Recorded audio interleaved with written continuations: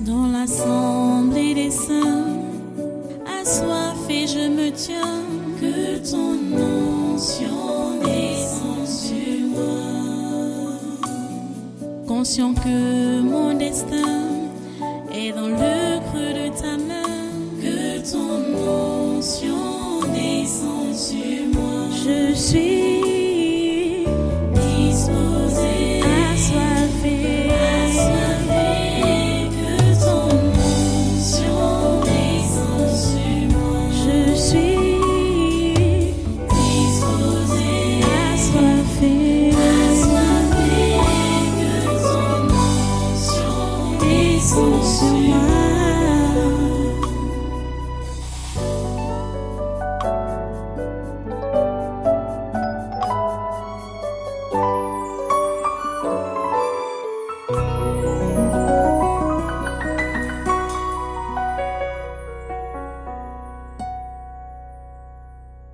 Alléluia. Ok, maintenant là, reste debout, mais prends ta Bible. Nous allons prendre la parole de ce jour. Tu connais déjà le passage. Je vais revenir sur ça. Proverbe chapitre 22, verset 6. Proverbe 22, verset 6.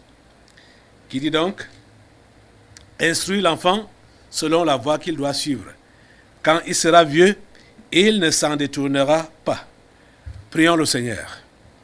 Dieu trois fois saint, nous bénissons ton grand nom pour ta parole que tu nous donnes. Nous bénissons ton grand nom parce que tu as décidé de nous former pour que nous puissions former aussi notre progéniture, nos enfants. Dieu trois fois saint, je prie pour que chacun puisse vraiment mettre à profit tes instructions que tu nous donnes. Nous voulons être une église qui te représente effectivement, des parents jusqu'aux enfants. Oh Dieu, s'il te plaît, nous voulons laisser un bon héritage à nos enfants. Nous voulons que les générations futures puissent trouver des gens qui ont la crainte de ton nom et puissent facilement être gagnés à toi à cause de ces exemples-là. Oh Dieu, écoute-nous, exauce-nous et accomplis ta volonté dans nos vies, maintenant même, comme c'est au ciel. Nous attendons à toi. Au nom de Jésus, nous avons prié. Amen. Prenez place dans sa sainte présence.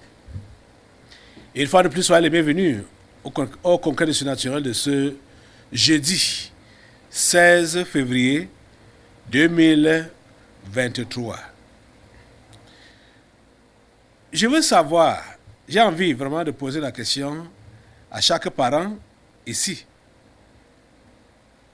Depuis, ça va déjà 1 mois et demi, qu'on est en train d'insister sur ce sujet, l'instruction chrétienne qu'il faut donner aux enfants.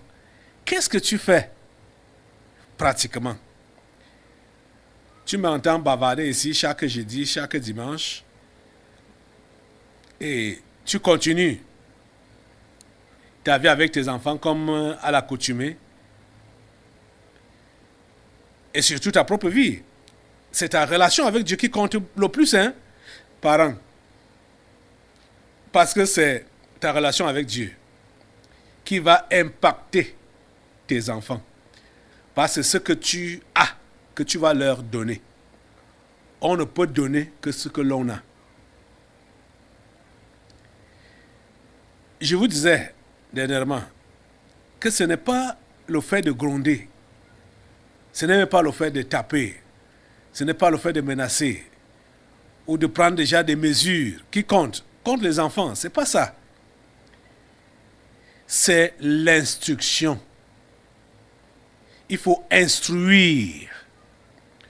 Donc, quand l'enfant a mal fait, l'appeler et lui donner la leçon appropriée, le corriger, le rectifier, pour qu'il ne fasse... Et déjà, n'attends pas qu'il commette d'abord des gaffes avant de procéder aux leçons. tu dois déjà lui donner des leçons pour qu'il ne commette même pas de gaffes. Puisque la Bible dit, parce qu'il ne faut pas qu'on contredise notre verset, hein, le verset qui nous conduit dans tous ces enseignements.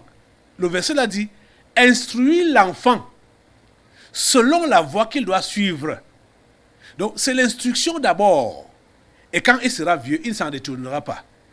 Si l'enfant a déjà des comportements déviants, c'est parce que certains n'ont même pas d'abord eu l'instruction du départ.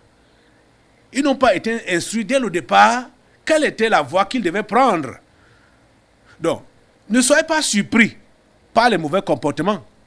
C'est la raison pour laquelle vous devez anticiper en donnant donc déjà les instructions chrétiennes, bibliques à vos enfants.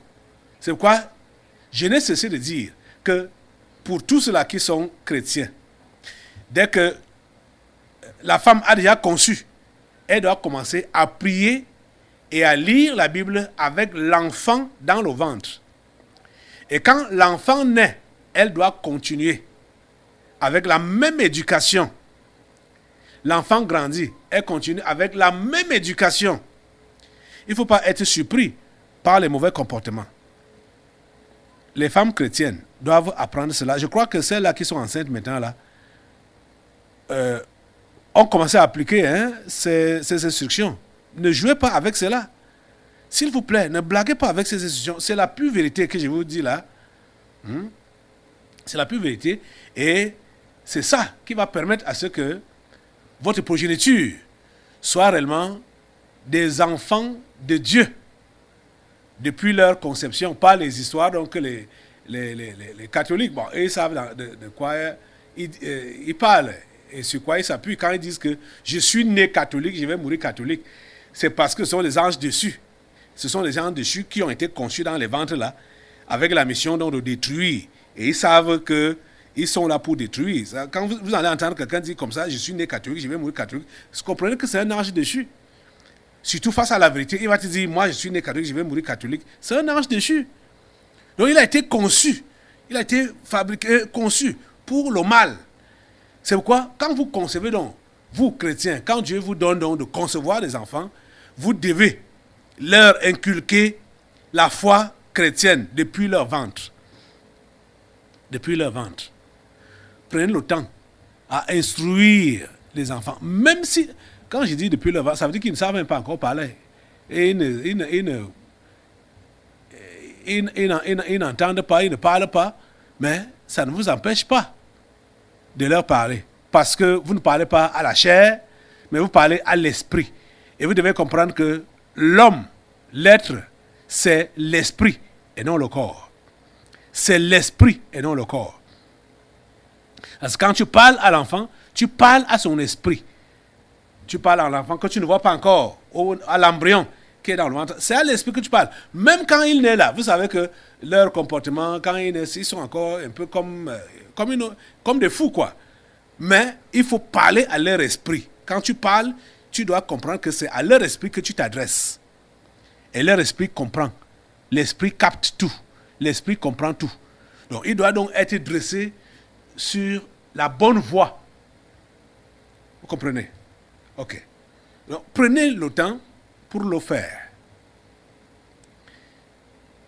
Les enfants qui savent déjà lire, qui peuvent déjà lire, à partir du cours élémentaire 1, achetez-leur des Bibles en bonne et due forme. Achetez-leur des Bibles en bonne et due forme.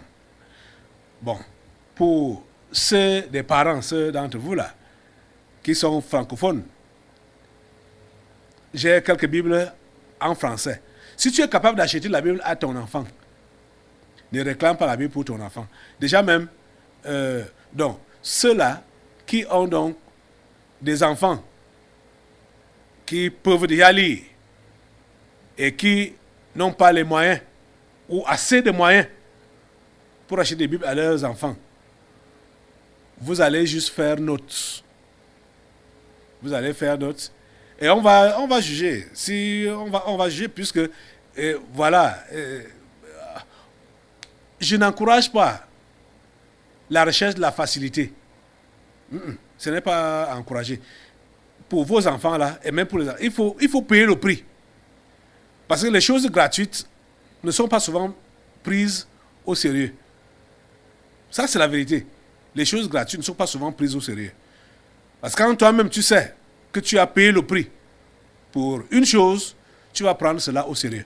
Donc quand tu sais que tu as acheté la Bible à ton enfant pour qu'il puisse être instruit dans les voies de Dieu, tu vas veiller à ce qu'il lise cela et qu'il soit réellement instruit dans les voies de Dieu. Tu ne vas pas dire, ok, bon. Parce que quand tu n'as pas dépensé, et bon, on lui a dit, tu ne vas pas vérifier, il lit ou il ne lit pas. Bon, ça. Vous comprenez un peu, non? Donc, j'ai ouvert la voie, mais j'ai dit qu'on va contrôler pour savoir si vraiment, toi, parent, tu es dans l'impossibilité d'acheter la Bible à ton enfant pour qu'on puisse lui donner une Bible. Mais tous les enfants qui savent déjà lire doivent avoir leur Bible. En français comme en anglais, ils doivent déjà avoir leur Bible. Et se rassurer qu'ils lisent ces Bibles-là au quotidien. Rassurez que votre enfant lit sa Bible au quotidien. Ça dit chaque jour. Je ne vous demande pas de lire des livres entiers. La Bible a 66 livres. Mais qu'ils se rassurent qu'ils aient lu une portion de la Bible. C'est-à-dire, et il faut lire graduellement. Hein? Il ne faut pas juste ouvrir comme ça là, au hasard et lire. Si c'est le Nouveau Testament que tu as commencé à lire, je parle aux jeunes enfants là, tu commences par l'évangile de Matthieu et tu vas progressivement jusqu'à ce que tu vas arriver dans l'Apocalypse. Lisez ça chaque jour. Ne donnez pas l'avantage, ne privilégiez pas vos cours, vos leçons. Je suis en train de vous dire que l'école ordinaire ne sert à rien. C'est l'instruction de Dieu qui vaut la peine d'être assimilée. Quand vous allez donner la priorité à l'école ordinaire et que plus tard, donc, vous n'avez même pas dans le travail que vous avez, auquel vous avez tant songé, vous allez faire comment? Vous allez faire comment?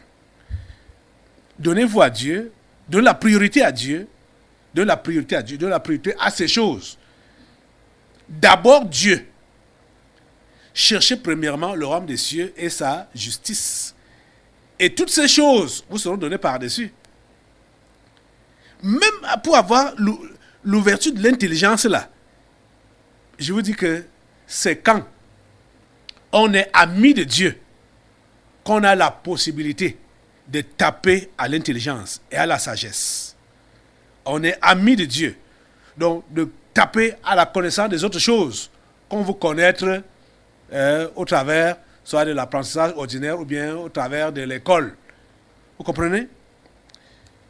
Allez avec moi dans le livre de Proverbes encore. Voyons les conseils qui sont donnés là, et l'appel même qui est lancé là. Proverbes, allons au chapitre 1, commençons au chapitre 1. Verset 1, bon, verset 2. Pour connaître la sagesse et l'instruction, pour comprendre les paroles de l'intelligence, pour recevoir des leçons de bon sens, de justice, d'équité et de droiture. Donc les proverbes, c'est leur objectif, hein? C'est ça qui est dit. Bon, comme j'ai commencé au verset 2, je vais peut-être reprendre au verset 1. Proverbe de Salomon, fils de David, roi d'Israël, pour connaître la sagesse et l'instruction, pour comprendre les paroles de l'intelligence, pour recevoir des leçons de bon sens, de justice, d'équité et de droiture, pour donner aux simples du discernement, aux jeunes hommes de la connaissance et de la réflexion. Que le sage écoute et il augmentera son savoir. Et celui qui est intelligent acquérera de l'habileté. Vous voyez donc que les gens qui n'écoutent pas les bons conseils ne sont pas sages. Ce sont des moqueurs, ce sont des insensés. Vous voyez? Ce sont des impies. Que le sage écoute et il augmentera son savoir. Quand on écoute, c'est là qu'on augmente son savoir. Quand on écoute les conseils, quand on écoute les bonnes instructions, c'est là qu'on augmente son savoir.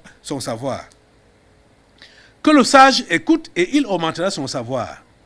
Et celui qui est intelligent acquérera de l'habileté pour saisir le sens d'un proverbe ou d'une énigme, des paroles des sages et de leurs sentences. Vous voyez? Quand tu es connecté à Dieu, c'est le terme qu'on utilise là, rien ne va te sembler compliqué. Rien ne va, quand je dis même sembler, rien ne sera compliqué pour toi parce que ton cerveau est ouvert. Le Créateur lui-même est là à ta disposition pour t'illuminer dans tous les aspects qui peuvent être sombres. Vous comprenez? Je vous ai demandé de lire l'histoire de la connexion, comment comprendre donc la connexion. C'était, je ne sais pas si vous avez lu, je vais réitérer aujourd'hui. J'ai demandé ça, c'était Proverbe, Genèse chapitre 28 que j'ai demandé de lire. Pardon, c'était, oui, Proverbe chapitre...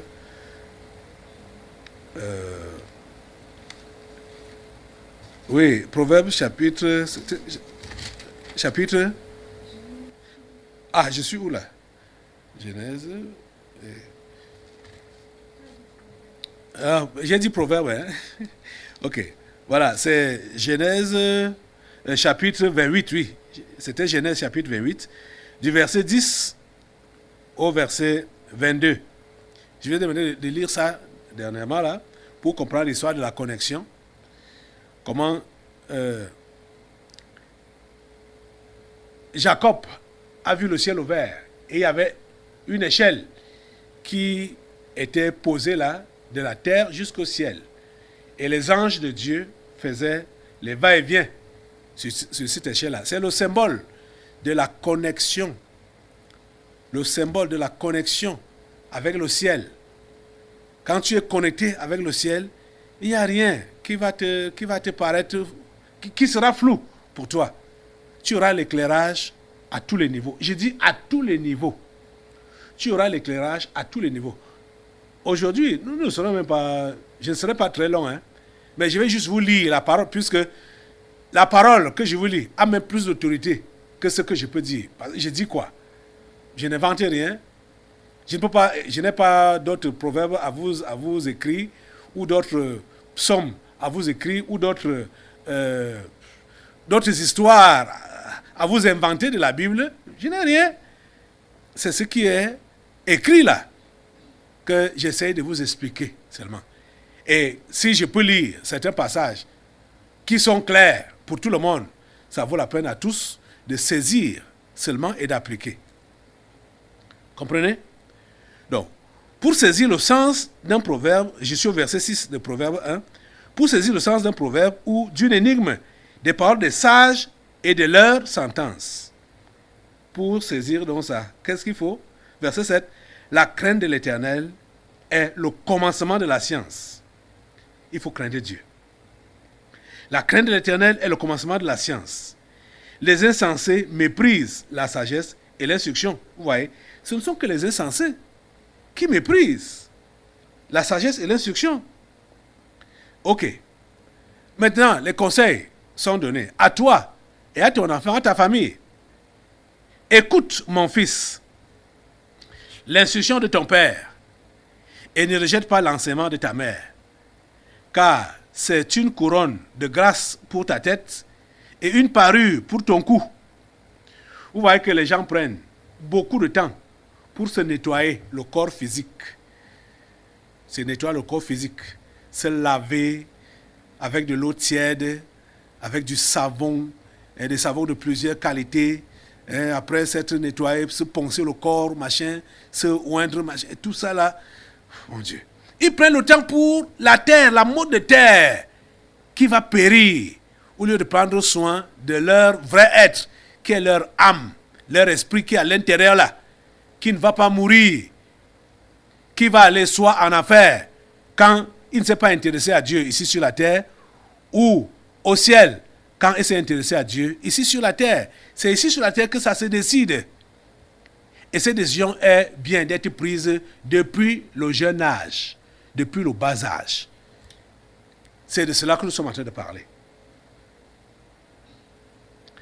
Vous comprenez donc que verset 8 dit « Écoute mon fils l'instruction de ton père et ne rejette pas l'enseignement de ta mère. » Verset 9 « Car c'est une couronne de grâce pour ta tête et une parure pour ton cou. » Verset 10 « Mon fils, voilà donc les conseils. Mon fils, si des pécheurs veulent te séduire, ne te laisse pas gagner. » Comme je vous disais la dernière fois, que vous devez dire à vos enfants de ne pas marcher avec n'importe qui. Les mauvaises compagnies corrompent les bonnes mœurs. Comprenez? Même vous-même, ce conseil est donné. Vous ne devez pas marcher avec n'importe qui.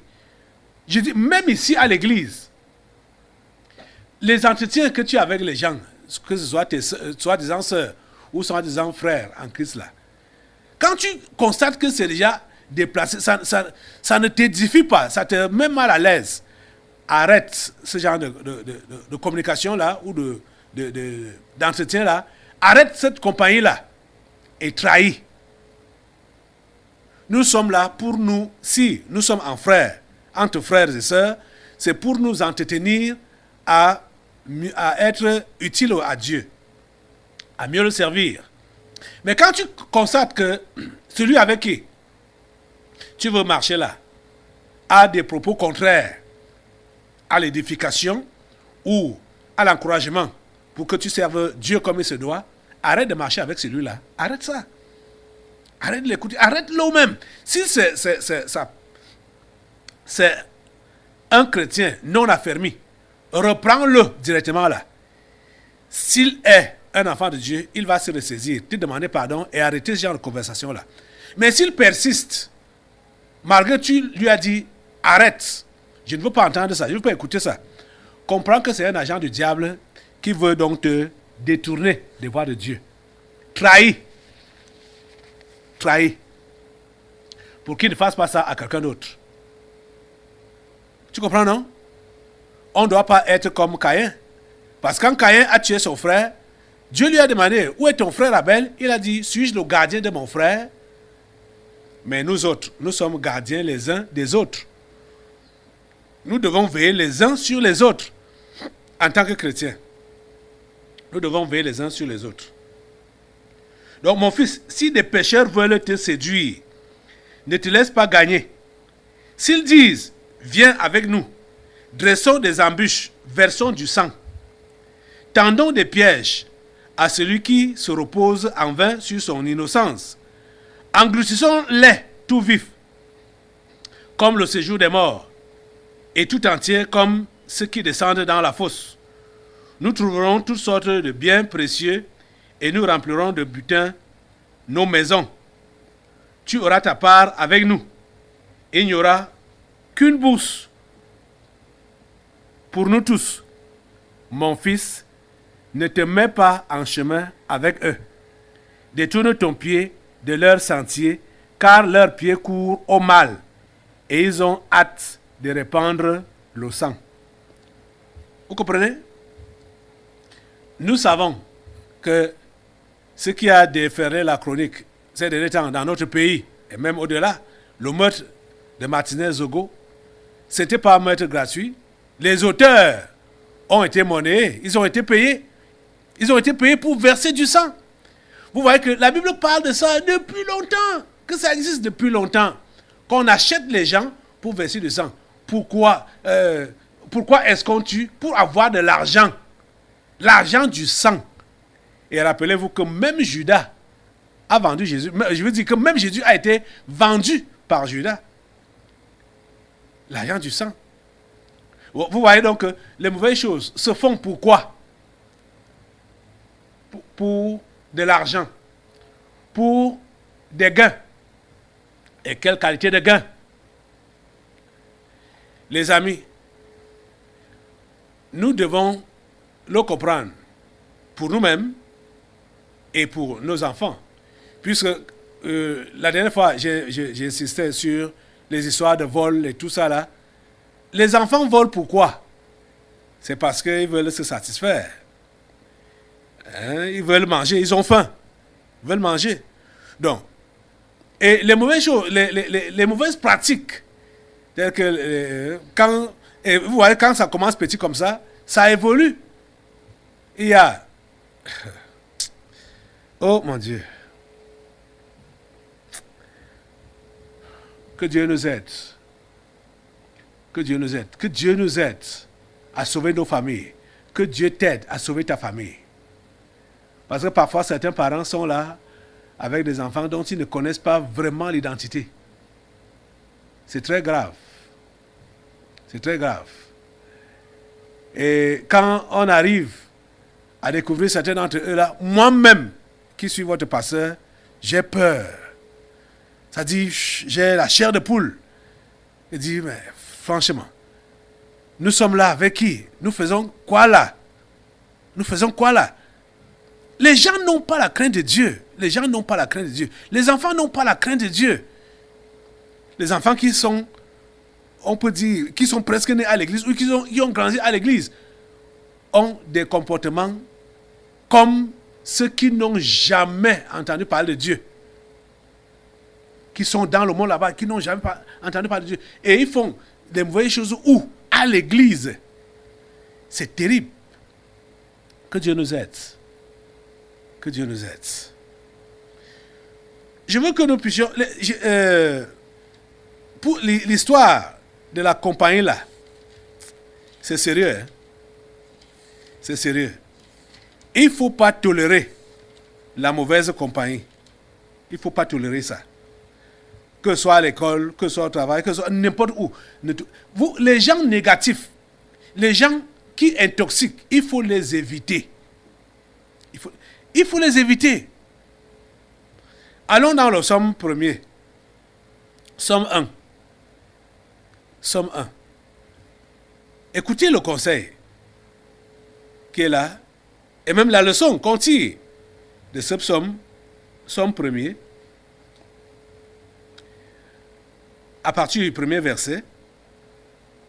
Heureux l'homme qui ne marche pas selon le conseil des méchants, qui ne s'arrête pas sur la voie des pécheurs, et qui ne s'assied pas en compagnie des moqueurs, mais qui trouve son plaisir dans la loi de l'Éternel, et qui la médite jour et nuit. Vous voyez, les deux premiers versets là, le premier verset, je veux dire, nous parle des faux commentaires, des faux bruits. Hein?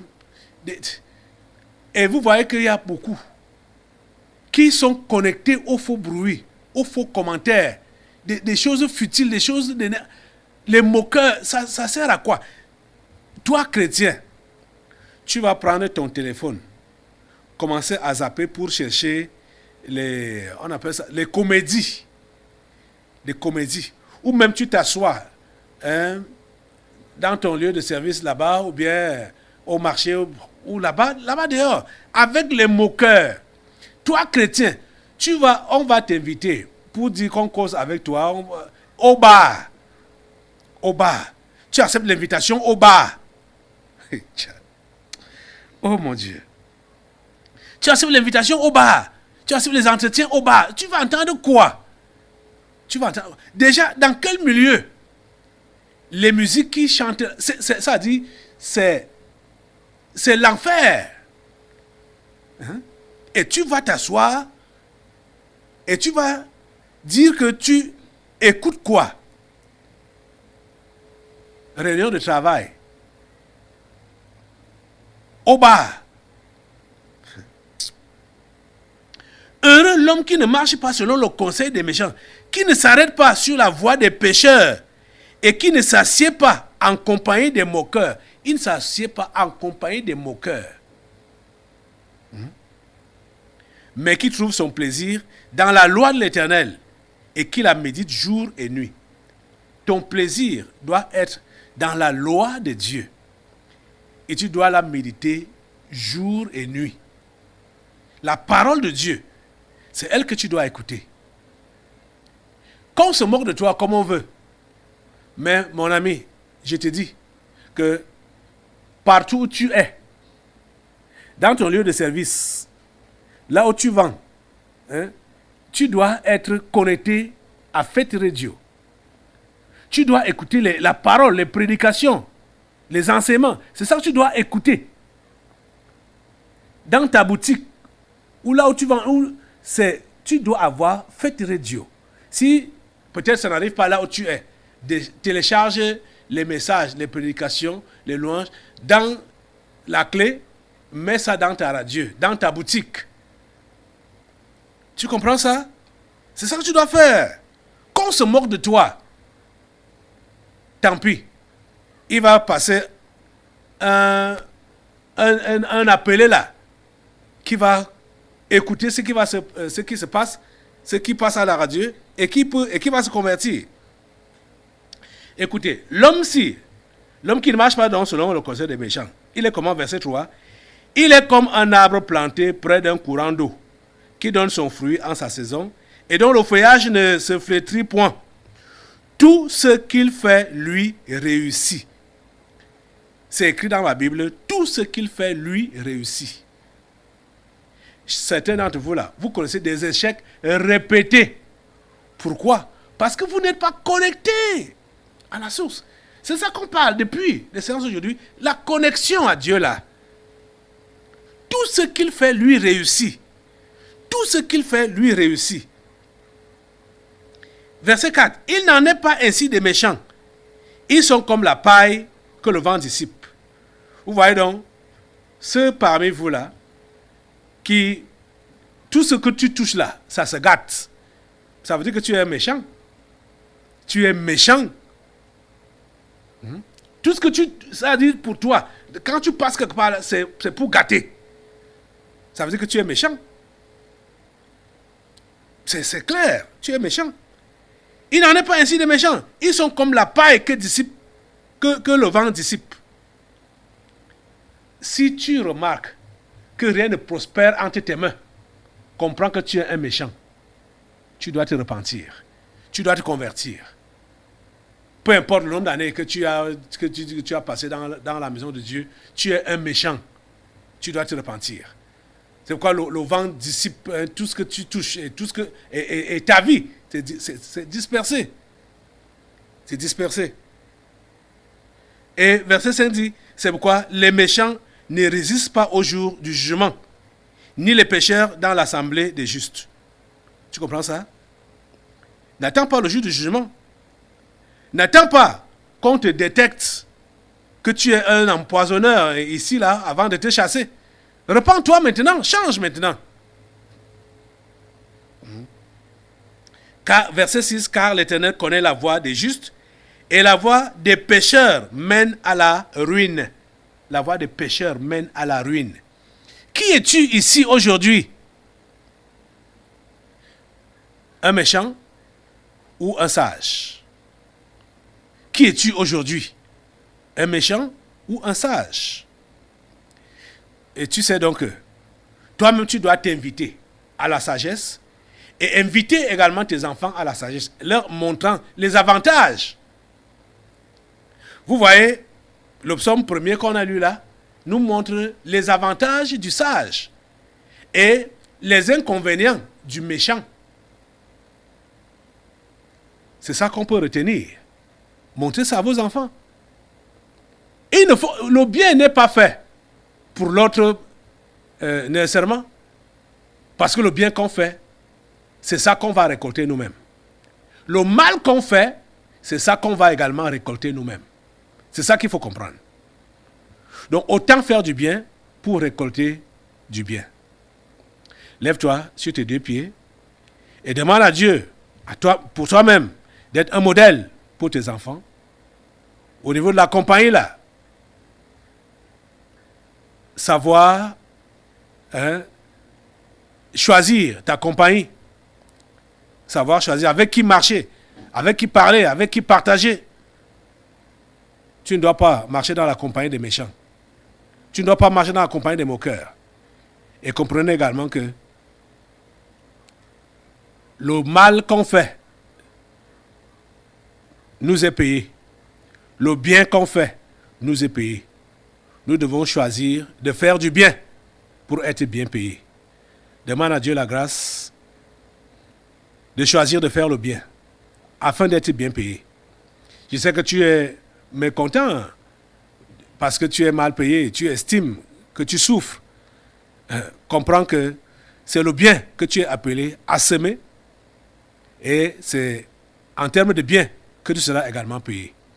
Dieu Tout-Puissant donne à tous ces gens, ces hommes et ces femmes, de se responsabiliser et de savoir faire le bon choix. Le choix du bien. Ils veulent voir du bien dans leur vie. Ils veulent connaître le bonheur dans leur vie. Mais ils sont méchants. Ils sont derrière le mal. Ils sont derrière le faux. Ils sont dans la compagnie des méchants. Donne-leur de changer aujourd'hui, s'il te plaît. Merci Seigneur de m'écouter et de m'exaucer. Au nom de Jésus, j'ai prié. Amen. Assois-toi. Nous allons maintenant passer aux délivrances prophétiques.